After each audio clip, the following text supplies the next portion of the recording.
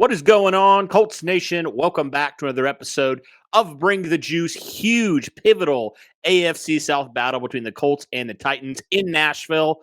So, with that being said, we wanted to bring on a very special guest, been on the podcast before, Hawk from Tennessee Titans Weekly. My friend, welcome onto the podcast. How are you doing? Man, I'm doing well, guys. I'm doing well, man. I appreciate you all coming, inviting me on the show. I appreciate y'all coming on our show a few weeks ago as well, man. It's good seeing you guys, man. I love the podcast as well. Despite the rival, man, I love this show, bro, and I'm glad to be on for sure, man. For sure. Yeah, absolutely. We appreciate you coming on. We obviously appreciate your content as well. Content creators got to stick together, man, because yes, for it can sure, get brutal man. out there. So it is. People don't realize how much time it takes. How much time it takes, man, to get. It took me to get here. Even I've been driving all through Nashville. It took me an hour and a half to get home because of traffic being that bad, and I live 20 minutes away where I was coming from. So, whew, man, that's life. But yeah. Well, we do appreciate it, man. So let's start here before we kind of dive into some of the, in the meat of this podcast here, the meat of this preview. How are you feeling about the Tennessee Titans right now? Because Colts and Titans, same record, even though the Colts do have a tie. Titans on a bye week last week. How have you felt overall, through the 5 weeks that Tennessee has played about this team so far? Well, I tell you, man, it's been kind of crazy. If you think about it, it's been kind of uneven. They've actually have driven me crazy, actually, though, despite the fact we have the same record and we're the one seed so far in the AFC South. Right now we're kind of all over the place. When you look at our pass defense, we're struggling, and we've been getting roasted in the second half. The second half of every game we've played has been an abysmal. First half we blowing teams out. Second half they get, they come back, but we find ways to win, and that goes to coaching. And I have to give a shout out to Mike Vrabel. He has coached discipline very well this season. Turnovers, we don't have many. I think we're under, 3. And then, we think of, penalties. That's something we're one of the best top 10 in the league on that as well. So, it's driving me crazy because we're last in pass defense in the NFL. We're number 32 in pass defense, and we're number 5 in rush defense. So think about that, right? That's like, oh my gosh, you're just kind of going everywhere, right? And even on offense, we're 31 in offense, but we're the number 1 team in the NFL in red zone offense. So think about that. 31 in offense, but in the red zone, we're at 100% scoring touchdown. Well, we do have the king back there. And then on third down defense, though we're 28th in the league in defense, we're number 2 in the league in third down defense. So like I said, we give up a lot of yards. We don't score a lot of points. But when it counts, we do what we need to do, man. So, yeah. So we can't keep playing like that. But for right now, I'll take it. Yeah, the last time that I know that I talked with you guys on your podcast, a lot has changed. The Jaguars were at the front of the division before our matchup in week 4. So it's kind of weird now because they've lost every game since then. Yeah. And, the Titans and the Colts have been trying to figure it out. And in some ways they have, some ways they haven't. What's your take on what the AFC South is doing right now, especially with the Colts and the Titans trying to get back into that first place? Yeah. Well, I think, man, it's a culmination of things. I think we have shocked the NFL when we've played certain divisions. I think it was the AFC. Who did we beat, man? We blanked them like 2 or 3 weeks ago. We beat everybody in their division. That was kind of a shocker, right? It was the AFC West. AFC West, that's correct. Right. You all beat the Chiefs. They beat the Chargers. We beat the Chiefs. And we beat the Raiders. All beat the Raiders, and we beat the Broncos. AFC South is dominating the AFC West right now. Yeah, that's right. That's right. So, but I think, man, what's going on, I'm just going to be honest, y'all. I think the AFC, despite that, I think the AFC South sucks. I think every team in our league sucks. I'm just going to be honest. I don't think there's no Super Bowl contender coming out of our division. But to let you know of the parity in the AFC, I still don't know who's the third best team in the AFC. I still don't know. That's still a wide open discussion, right? We know the Bills and the Chiefs got 1 and 2 locked, but it could be the Colts, could be the Titans. I have no idea. I don't know.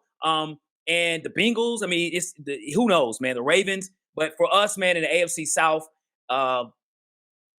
it's feast or famine, man. Just each week is something different. The Colts and Titans have figured it out over the last few weeks. But I'm not going to sit there and say, oh, I've been so great for these wins. It could have been either way. Even against the Colts, it was the same way as well. In the second half, you all started to wake up a bit. The Colts' issues have been scoring points, but you all have been doing a better job over the last 2 weeks in scoring, right? And the fact that you all are passing well lately, man. I mean, I see Alex Pierce out there. I see him picking it up. I see Michael Pittman acting a clown out there, and you all getting, your tight ends involved, Jelani Woods and Mo Alley Cox. Those guys are really starting to pick it up over the last 2 weeks. I think, prove me wrong, I think the Colts are fifth in the league in offensive passing, right? So that's incredible. So Matt Ryan's waking up. So the Colts you all are starting to trend up. We're still about right here trying to find our way. We're doing the right things, but I don't think there's a great team in our division, man. Yeah. It's ironic because last year we all said the Colts relied too much on the run. They relied too much on Jonathan Taylor. Right. And obviously Taylor's been out the last 2 weeks. Looks like him and Hines will probably be back for this matchup. But it's kind of been the opposite. The Colts have had to rely on their passing game to really get them to this point because the running game has been largely ineffective. So it's just kind of crazy how the narrative from the end of last season to what this season has completely flip-flopped in certain ways. And now, the Colts obviously hope with their offensive line, which has been really, really struggling, been really, really poor this year. Besides last week, where all of a sudden they don't allow a sack against two really good pass rushers in Jacksonville. I think it all hinges, man, on this offensive line for the Colts. And now that, Matt Ryan and some of these receiving options for him are starting to gel together a little bit. I definitely think that is huge for this. But I wanted to go back to what you were talking about real fast before we get into kind of the Colts offense, talking about this Titans pass defense, because, you're talking about just how much you guys have struggled, and you have some decently high picks that you've invested into that defensive backfield. We all know Kevin Byard, one of the best safeties in the league for a long time. But what has been going on with your guys' lack of being able to stop the pass so far this year? Well, I would tell you, man, it's not so much in the deep middle. Kevin Byard is still holding it down at the safety position at that spot. It's more on the outside. And then Amani Hooker, our other safety, who just got signed a contract, he's been out over the last few weeks, so he's coming back as well. So we've had a lot of plug-ins at the other safety position, when it has come to that side of the ball. But mostly on the outside, we have a rookie in Roger McCrary. Christian Fulton is the veteran. He's only third year in the league. And then, we had a first-round pick of Caleb Farley, who has not panned out at all. And we've had guys like Terrence Mitchell. Like, who is that guy, right? We have a lot of guys that have been playing the other corner. We'll pick them up that week, and they're starting the same week. So we just had a lot of interchangeable parts at corner, and we've just not adjusted well in the second half. The first half has been fine, but the second half we sort of get figured out, and then we just been very susceptible of the big play. And, it's not so much where, it's dink and dunk. It's like bombs that we're getting caught on, and that's costing us a lot of yards. And we just have not been consistent on the outside. The safeties have been okay. It's on the outside where we're getting toasted. And a lot of times, man, if you think of we've played Stephon Diggs, he lit us up, man. He tore us up. And then when we played the Raiders, we actually shut down Devontae Adams, but the other receiver, the number 2 receiver, had a hell of a game. And that's what me and Jacques, my co-host on our show, we were talking yesterday. Pittman's going to do his thing. I mean, we've done a really good job with Michael Pittman when we played him. We really have. But, I think this could be a game Alec Pierce could, because on the second corner, Alec Pierce could maybe wake up and do something. So it's been on the corners, man. They have not been playing well. They just haven't. Yeah, and kind of going back to the passing defense. What is some of the injuries that you guys have going into this game? I know the last time that we talked, I heard from Titan Upload. I heard from you guys, Zach Cunningham being gone and a couple others being gone on that defense. And sure enough, it didn't matter. Like, you guys still dominated defensively for the majority of that game. Is there any other injuries that we should look forward to for the Titans that gives you an indication that they may not be playing on Sunday? Well, the injury report was not as heavy as it has been as previous. Bub Dupree, who has been on the injury report the last 2 weeks, he's not on the injury report. So he participated today. So we have, except for Zach Cunningham, I think he's going to be out. Again, Amani Hooker had been out, but he's not on the injury report anymore. So the guys that are Olaha Daney is a defensive end that's on the injury report. So the guys that's on the injury report right now aren't real big impact players. They're now starting to come back. So you should see a good stable of our defense against the Colts on Sunday. So So yeah, and by the way, before I forget to say this, I'll be at the game. Actually, I don't know if you guys will be there. I'll be at the game in Nashville. I have my family, wife, kids, and everything there too, man. So I'm really interested, really excited for that as well. But yeah, I'd say defensively, we don't have no one that's out. Everybody should be ready to play. Yep. That's good because on offense, Traylon Burks is out, our rookie receiver. Oh, he's out. I remember him getting hurt in that week 4 matchup. I remember that turf toe. Yeah, his turf toe. That's right. I don't know if it rubbed you the wrong way. Sorry to get off topic, but I don't know if it rubbed you the wrong way when he hurt himself and then the Titans didn't take him out the next play. Yeah, I know that didn't really do anything in terms because he just tried to hop down the field. Right. But it's like you knew that guy was hurt. You saw it on his face. He was limping the whole way. And yet, for some reason, like the Titans just didn't want to pull him off the field. I don't know why that was. For me, that kind of rubbed me the wrong way a little bit. I understand. Well, I think what happened, man, is, and you're absolutely correct. Facts, no paper, seriously. But I would say that Traylon Burks all off season, as a rookie, we did lose AJ Brown, man. We got AJ Brown out of the division. We would probably have only lost one game. We would have lost to Buffalo Bills. They beat the hell out of us. But the Giants game was really close. AJ Brown would have been good enough for one touchdown to win. Like AJ Brown was the best receiver in the division, and he's gone. So Traylon Burks being drafted is kind of like, well, I got all this pressure on me. So I think that's why he wanted to stay, because over the offseason, coming in as a rookie, he would miss some practices because he was hurt. And I think he was just trying to prove a point. And like you said, it should have been like, hey, man, get on off the field, man, because he was limping terribly. Like, get him off the field. He probably hurt it more just being on the field. So, yeah, you're right. He should have been off the field, man. And that's the same, even with Derrick Henry when he got hurt last year against the Colts, man. I think he played that game throughout with a hurt foot, and he should have been out as well. He was just so hyped he wanted to be out there, but the medical staff has to put a better eye on their players, man. Gotcha. Yeah. Yep. Well, I know for the Colts injury report, it's actually looking pretty good as well. Really, the only one that probably won't play in this game, or I guess didn't practice, we'll see about a couple others, is Kwity Paye, who, got injured a couple weeks ago and has been out a couple weeks now. Okay. We'll see, maybe in the next couple weeks, but it definitely looks like it's trending towards him being out. Okay. But all other players look like they're pretty good to go. That's good. So it looks like both teams are going to be fairly healthy in this matchup. Yeah. Yeah. Yeah, for sure, man. For sure. It's going to, it should be, this is the only game in the NFL where two teams have winning records. I don't know if y'all knew that. This game. Really? Oh, yeah. Really? That's kind of funny to think about. Yep. That is a little funny to think about. Yep. That's crazy too, man. That's 3-10. Just tells you the parity, and just a lot of teams aren't good too. I mean, just being honest, it's not. Yeah. So I guess one last thing about the passing offense for the Colts and then the pass defense for Tennessee.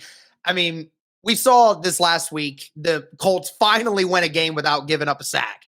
And they changed up their scheme. They were in more of the no huddle, and they were making it quicker. So it was making it more difficult for the Jaguars to get more consistent pressure because they were hurrying things up. And because of the new offensive line adjustments, they found a better group of guys that were making it work.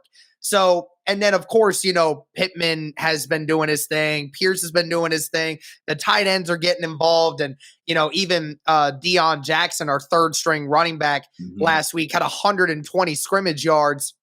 So he was all over the field.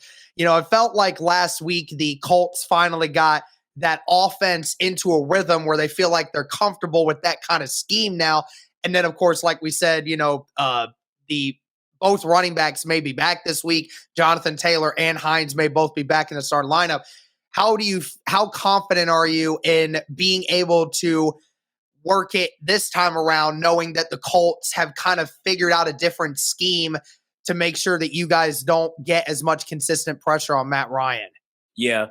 Well, Jacksonville, they do have a pretty good pass rushing defense, but they don't have a beast on their defensive line like Jeffrey Simmons. And then Bud Dupree is an interrupter. When he's healthy, man, our defense shines, man. He might not get a lot of sacks, but shout out to my boy Jacques. He's the guy that brings a lot of energy, man, on the field. And then you got the former Colt, Nico Autry. So I think the Colts, the offensive line of the Colts, they're not a good unit right now. They're not. And again, they did a much better job against the Jags. But the Jags have more of a faster, leaner defense. We have a big, brawny defense. And, we caused problems when we played you all a few weeks ago. So I don't think that so much will change. I think Matt Ryan, he threw the ball 58 times. I can see him still doing the same thing against us too. He started to pick it up. I think that's when he got his confidence in the second half against us since then, right? And, I was just like, wow, because Jacksonville, their defense is okay. But I still think Matt Ryan will be successful. But this is what I want to say too. What's going to help our defense? Our defense, you can throw on us, man. Matt Ryan, he can get almost 400 yards if he wants to. But what's going to help us is our offense. And I'm saying is time of possession.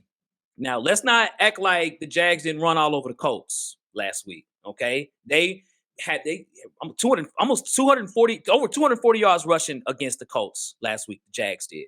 Now you got to face Derrick Henry. So time of possession for us is going to be huge, and to keep our defense off the field. So Matt Ryan won't have that chance to start lighting us up and things like that, man. So my hope is I don't have a lot of expectation of our pass defense unless our pass rush starts to just do well. I'm hoping that we stay on the field longer than the Colts, man. Yeah, that totally makes sense. Like, whoever wins time possession and also the turnover battle is usually the winner. So I totally understand that as well. And just the Colts really have struggled this year, partly in a good amount due to their offensive line and running the football. He talked about how Tennessee's actually been pretty solid against the run for the most part. What do you think about this? Getting Taylor and getting Hines back, and in having some of their tight ends and stuff like involved, in the run blocking department and things like that. Like, what are your thoughts on just trying to slow down Taylor? Because even though he hasn't had a great season like he has last year, he's still a really good running back. He's still one of the best in the league. For sure. And he's a guy that you can never just write off. So what are your thoughts on how you feel like the Titans need to just contain Taylor and kind of basically do what you guys did, a couple weeks ago against him? Yeah, I think it'll be a carbon copy, man. I think our primary focus will be 28. And historically, since Taylor's been in the league, the Titans have done a much better job versus other teams against Jonathan Taylor, where we kind of keep him at bay, where he doesn't go wild. And it's hard to say now because I don't know how healthy he is right now. He's just been off an injury. And a lot of times as a running back, that very first week coming back from several weeks of being out, it just takes time to heal up. And then Nyheim Hines, there's been games Nyheim Hines has had a hell of a games against us, catching the football and running the football too. Man, but for some reason, man, I don't have that much of a concern of the run game for the Colts. I don't. I think we're gonna do well against anyone that's out there. I do running the ball. My concern is on the outside, man. That's my concern for our defense. We do have Zach Cunningham. He's out, but we got other guys. Zach Cunningham has really not had a good season this year. But I'm not concerned, man. I think our run defense, I don't see Taylor getting 100 yards rushing. At best, 70. At best. Yeah, the offensive line play certainly makes that a very difficult issue. What's going on, everybody? Today, I wanted to talk to you about our sponsor, BetStamp. Now, I know what you're thinking. Derek, another betting app? What is so different about this one now? Well, I got to tell you guys, I'm not into online gambling a whole lot and bets online and everything, but I got to tell you, BetStamp is one of the coolest things I have ever seen in regards to betting online. The great thing about BetStamp is it allows you to see all the different odds from all different sports books and see which one provides you the best odds possible for any game or scenario you want to bet on for your pick versus some of the worst. BetStamp allows you to also buy and sell picks that you have without worrying about losing your money or having any issues with it. Believe me, it's all free. Look at this, guys. You have an option for every game across all different kinds of leagues in a ton of different ways. You have baseball, you have college football, UFC, NBA, and NFL. Great for the NFL season now being here. And if I wanted to bet on this Tennessee Titans versus Buffalo Bills game, it shows me in real time what are the best odds, which sports book I'm going to get the best offer from versus some of the worst ones. Because why would you want to earn less money from PointsBet when you could be winning more from ProLine Plus? Again, a great thing that BetStamp offers you, allowing you to make more money for the same pick just with a different sports book. How easy is that?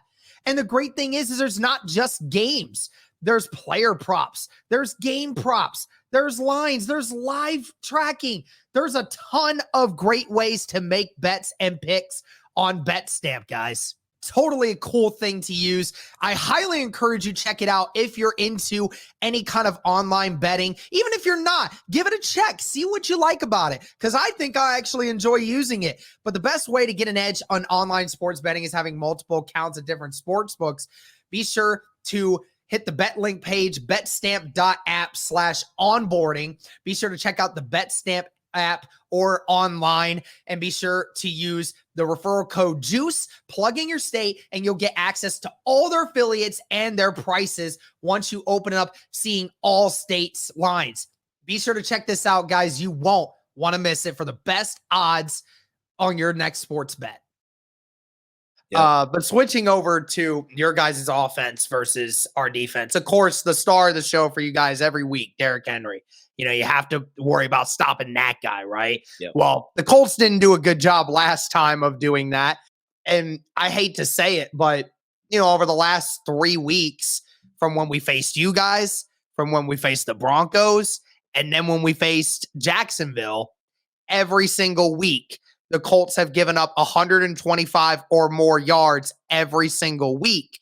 Yeah. I mean, they gave up 240 against the Jacksonville Jaguars this last week, but still won. And I mean, we gave up 120 to Derrick Henry in week 4. You gave up 120 to the Denver Broncos in week 5. So hearing that, what does that say to you about how the Titans should be attacking this? Derrick Henry's going to eat. He's going to eat. He's going to have opportunities for sure. And, you know, Kwity Paye being out, I think that's a big injury too on the run defense. Mm-hmm. You know, the run defense had some struggles even with him on the field and taking him out. And what's crazy that, you know, you have DeForest Buckner and you got Stewart out there. And you guys have defensive linemen, right? Yeah. And I know Shaq Leonard's been out. You know, I think he's going to play. Am I right? Yeah, we'll see. Okay. This is his first week back practicing. You know, he had that broken nose. Well, I believe it was in that game, wasn't it? It was. The Titans yeah, it game was. Yeah, Zaire hit him. Zaire hit him when Woods got that touchdown in the middle of the field, and he hit him and broke his nose. Yep, he did. He did. So and Zaire's he's had a hell of a season at linebacker. He's actually number one in the NFL total tackles. Total tackles. Yep, I saw that. I was like, wow. So maybe. But I've always, and Jacques, he can co-sign on this. I've always had a lot of respect for the Colts defense. Like, I've always felt the Colts was the best, one of the best, besides maybe Tampa, cover 2 defenses in the league, man. They've always done well. You know, Kenny Moore on the outside, like they always do well with that. Now y'all got Gilmore as well and things of that nature. But I think Derrick Henry will at least get 100 yards and at least 2 touchdowns against the Colts. I think it's there for him. It has to be, or we don't win this football game. We don't run well, we're not winning this game because we have to outscore you all, and you all are starting to pick it up. And you have better receivers than what we have, and better tight ends too, and throwing the ball, better quarterback. So for us, we got to stay on the field. We can't have an even amount of time of possession, or you all outnumbering us in that regard, or we're not going to win the game. So Derrick will eat. Derrick is going to eat. Yeah. And then talking about the passing game, right, for the Tennessee Titans, always kind of taking a backseat, obviously, to Derrick Henry and company. But, you know, the Colts actually have done a pretty decent job, all things considered, most weeks at getting after the quarterback. You know, You talked about Buckner. You talked about, you know, when Kwity Paye's out there, he's making plays. Buckner's actually had 2 straight games where he's had a sack. So he's really starting to turn it on. And then you obviously have Yannick Ngakoue, who's a really good speed rusher on the edge, and, you know, some other key pieces as well. What are your thoughts on how your offensive line looks, and, you know, what kind of your feeling is in this matchup against this Colts defensive line? Well, our offensive line has been sort of a patchwork job, man. We have, you know, our right tackle's a rookie, and he's done well. I think he's going to be our right tackle for the future. Nicholas Petit-Ferrer from Ohio State. Yep, I love the guy. I'm a Buckeye fan myself, so okay, I love man. him. Yeah, I love that he's doing well for you guys. Yes, for real, man. He really has. And Dennis Daly's our left tackle. He's been in the league for 2 years, not long. You got Nate Davis that's been there, you know, for several years. Ben Jones, the veteran. And then we have our other guard. He's what's his name, man? He's very small. He's a very small offensive lineman. He's like 275 at offensive line. Sheesh. So yeah. So I mean, it's a big man in principle, but on the offensive line, that's a small guy. That's going to be interesting. Yeah, man. Yeah. So I think that our offensive line, we haven't given out a lot of sacks. I think Tannehill's only been sacked 12 times, so and a few of those, I'd say half of them was his fault. He holding on the ball too long, just like Matt Ryan does, holding on the ball too long. I know Matt Ryan's been sacked, I think, 21 times. So if you want to compare apples and apples, that's kind of what you see. But when we played them, when we played you all a few weeks ago, it wasn't a concern. They blocked the Colts very well up front, so I don't see that really being a problem. I mean, maybe 1-2 sacks, but I don't think it's going to be like an eye opener. Like, oh my gosh, the Colts have 6 or 7 sacks today. I don't see that. Yeah. Yep. That certainly doesn't seem like something that would happen. Cody, got any more of the offensive questions for them before? Well, I was going to ask as well, because your wide receiver core, really your whole receiving core is pretty depleted outside of Robert Woods. And the Colts actually have a really good secondary. They're very healthy in their secondary right now. Yep. They have Gilmore, they have Kenny Moore, they have Isaiah Rodgers, who I think is one of the most underrated corners in the league. Mm-hmm. They have Rodney Thomas, who's a 7th-round rookie that's just come in and lit it up. Yeah. And then they have, the vet out there in Rodney McLeod as well, and Julian Blackmon as well. We'll see who starts between Thomas and Blackmon. But what are your thoughts on just this secondary of Indianapolis that's really played well? Yeah.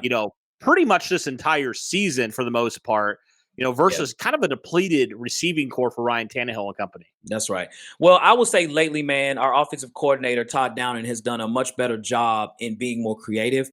All last year and even up to maybe 2 weeks ago, Todd Downing was probably one of the worst offensive coordinators in the NFL, man. That's just how bad he played. And he sort of admitted that. We lost. It still hurts us to this day that we lost to the Bengals last year in the playoffs. We still feel that right now. We were the 1 seed in the AFC and we lost in the first round. It sucks. It's still so. I still feel that now. But for our receivers, if the play actions what helps us. And see, one thing that folks don't really know now is Derrick Henry's catching the football now. Okay, that's something that's never happened. So we're playing off Derrick Henry running and passing, because a lot of times when you see Derrick Henry on the field, we're running the ball. And if we put Dontrell Hilliard in the field, we're passing the ball. That hasn't been the case this year. The last 2 weeks, Derrick Henry's had several catches. So he's had over 150 yards all purpose, rushing and receiving. Okay. So if it's a flat out receivers versus DBs, we're going to lose that battle because we don't have the receivers right now. We have Nick Westbrook-Akina. We got Robert Woods. Really, honestly, our best receiver from a guy that can make plays is our running back, Dontrell Hilliard, number 40. He's really our best receiving player, period. And then we have a rookie. Now, Austin Hooper's our tight end. He hasn't done much at all. He signed a contract. He hadn't done well this season. But there's one tight end that I would really like for us to involve more in the offense. That's Chiga Kwaku. He's a rookie out of Maryland. He kind of reminds you of Delaney Walker. He's very athletic, very fast. He's an athlete, man. Dude is an athlete. So I think we got to get him more involved. We are struggling at receiver, man. We are 100%. That's why when you look at our stats, our passing stats, we 28th in the league in passing. So we got to run the ball and open that up to pass. The play action is what helps us. That's why we're winning. It's play action. Gotcha. Yep. Gotcha. Well, I mean, this has been really insightful. We appreciate it, man. I mean, obviously a lot has changed since the last time we met, even though it was literally only 3 weeks ago. Very, very odd that, the AFC South has been planning a lot of their games extremely early in the year like this. So it's really funny to kind of talk with you and then not even a month later have you back again. So it feels like we're just reiterating the same things. That's right. But why don't you go ahead and give us your score prediction for Sunday afternoon, man? Okay. All right. I hate doing score predictions, man, but I'm going to do it. So Jacques and I on our show, man, when the season started, we do this every year. We do our schedules prediction show, and we try to stay afloat with what we say. And things have changed over the season, of course, right? And I had the Tennessee Titans at 10-6 at the end of the year. So I had us sweeping the Colts this year, like we did last year. I had that. So I'm going to stick to that. I'm going to say Tennessee 24, Indianapolis 21 in a very close game. And a turnover is what's going to cause us to win this ball game. Matt Ryan he's going to have a fumble on a sack. We're going to win the game from that. All right. Well, the Colts haven't really done me any favors the last couple of years in trying to pick them here, but I'm going to have faith that they figure some things out in their mini bye week that they had. between Thursday night and this last week on Sunday. So I'm going to go Indianapolis 23, and I'm going to go Tennessee 20. I do agree with you. It's going to be a really, really close game. But I don't know. I just feel like if this offensive line combination is anywhere near what it was in Pass Pro a week ago, I mean, I think Matt Ryan's going to have a heyday. I really do. So I'm looking forward to just seeing if they can continue that, and if they can, and if they could get some semblance of a running game. I think this team still has, some capabilities to be dangerous down the stretch. So Cool. That's going to be my score prediction. And I guess, Derek, you have the last one here. Yeah, like Cody said, I'm not a huge fan of picking the Colts right now. I mean, I want to support my team, but it's hard to pick for them right now because, I mean, we get a different Colts team every week, so we really don't know what we're going to get. I'd say 27 Colts, 24 Tennessee. We're all sticking with that within 3 points format. I think it's going to be another close one.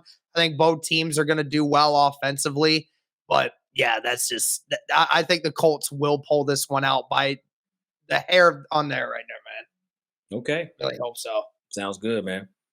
Yeah. Yeah. We'll see. We'll see what happens. I think it's going to be a good game regardless. And obviously, Pitt, very, very important, very pivotal in the AFC South moving forward. Because like Derek said, we play all these games at the beginning, man. So we're not going to have an opportunity later on in the season to play it out for the division like we have in years past. So I'll tell you all this. In our last show, Jacques and I spoke on this. It's more pivotal for the Colts over the Titans for this game. It is. And I say that we've only played one AFC South game. One. You all played how many now? 4? Is this the 4th? Fifth, I think. Right. You see what I'm saying? Houston, Jacksonville twice. Yes, you guys, and then it's going to be this is going to be our fifth AFC South game in the first 7 weeks. Yep. This is pivotal for the Colts. Yes, it is. My co-host said this too, man. Tell me what y'all think about this. If the Colts lose this game, he feels that Frank Reich is going to get fired. I don't know.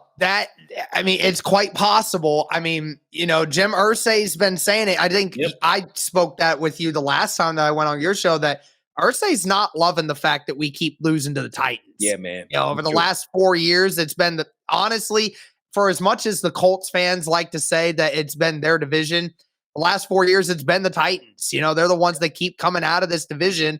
And it's because you keep losing these divisional games like this, and it doesn't help your playoff hopes. Honestly, they said that if the Colts lose this game, they have about a 20% chance to make the playoff at that point. Ooh. If they win, it's a 75% chance to make it out of the division. So really, it does truly depend. Whoever wins this game is pretty much most likely going to control the division the rest of the way. Yeah. So this does feel like a playoff atmosphere already in week 7. That's how important this game is. That's right, man. That's right. Yep. I saw the show when Jim Irsay was like, man, just beat the Titans, man. You can just tell it's bothering him, man. If we win, I'm telling you, he's gonna be pissing out fire because he's gonna be hot. He's gonna be pissed off. I'm sure of it. I hope he is. I think that's what Colts fans are wanting is for him to come out and be super mad. Yeah. I think that's what we're waiting for. Because the last time that we lost to y'all, he was just like, "Oh, it's okay. We're gonna figure it out." I was like, "No, do not be like that." Yeah, man. No, we've seen this too long, man. I'm so tired of it. I'm so tired of starting behind the 8 ball and losing these critical games like this. So I really do feel like if the Colts don't win this, I think it might really make, especially Frank Reich's seat, really hot. Yes, for sure. Coming into the end of the season, I don't think they'll outright fire him after this game. Okay, right. Maybe the season. Yeah, I think at the end of the season, because Frank Reich's, losing record against the Titans clearly, and it's just been ridiculous. He continued to get out coached by Mike Vrabel about every time they play. And it's just like, this just can't continue, So we'll see. I think this is honestly Frank Reich's biggest game as the head coach of the Indianapolis Colts. I really feel that. Yeah. Understood, man. Understood. Yeah. Yep. Awesome, man. Well, thanks so much, Hawk, for coming on. Really appreciate it, man. It should be a good game on Sunday. Hope you have a lot of fun with at the game, and hope you get there safe, get back safe. And hopefully you're very disappointed on Sunday. I got you, man. I got you. Well, I want to say thank you all as well. As always, bring the juice, man. Derek and Cody, bro. This is great as always, man. Love being a guest on the show. And for those who have not followed us, check us out. We'll put the link. They'll have a link in the description as well. Check us out, Tennessee Titans Weekly.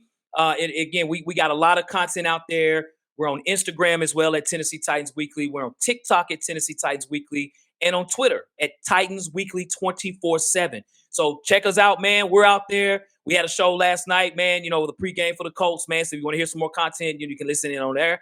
Hey, we're out there, bro. We're here, man. I appreciate it, man. Hey, make sure y'all do that. Make sure to let us know your thoughts. Thank you guys so much for tuning in. And as always, guys, go Colts. Tighten up.